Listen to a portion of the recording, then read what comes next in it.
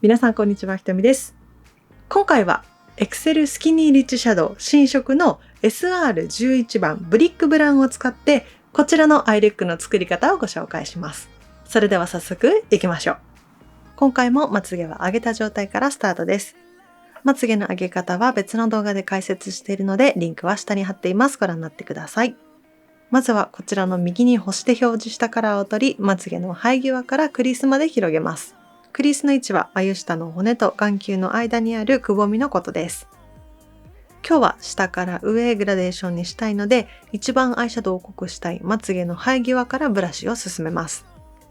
アイシャドウがアイホールにある程度乗ったなと思ったら、だんだん上へ眉の方へブラシを動かしてグラデーションを作っていきましょ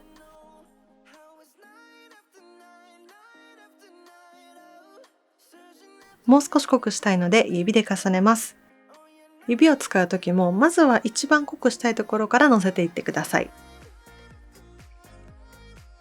で、今日は指だとあんまり綺麗にグラデーションできなかったので、再度ブラシに戻り、同じ工程を繰り返します。まずはまつげの生え際からスタートさせて、だんだん上へ向かう感じです。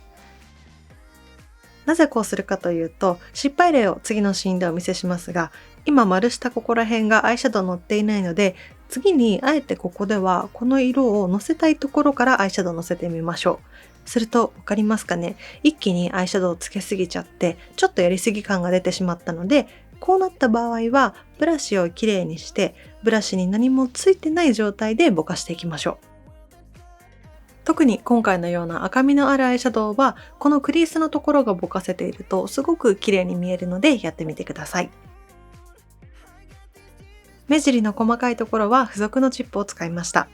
この時もチップの動かし方は一番濃くしたい下から薄くしたい上へ向かって動かすイメージです。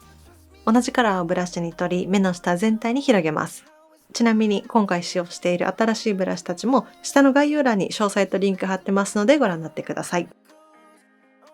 そしたらこちらのアイシャドウを取り黒目の上に広げます。この色は全体に広くのせるともっと明るい赤っていう感じになるので、私はあえて黒目の上だけにのせてアイメイクに立体感を持たせるようにしました。のせる高さはこちらもクリースのところまでです。目の下も同じ位置に同じカラーを広げました。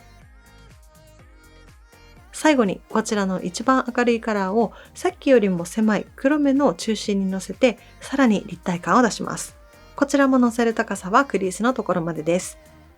そしたらペンシルのアイライナーでまつげの生え際を埋めて、このアイライナーが乾く前に一番濃いカラーをのせてぼかしていきましょう。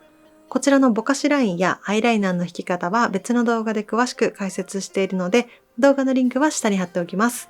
で、今日はちょうどキャットライン引きたいところに小さい吹き出物ができてしまってて、アイシャドウがね、綺麗に乗っていないんですが、ご了承いただいて、目の下3分の1にも同じ濃いカラーで少し深みを出しました。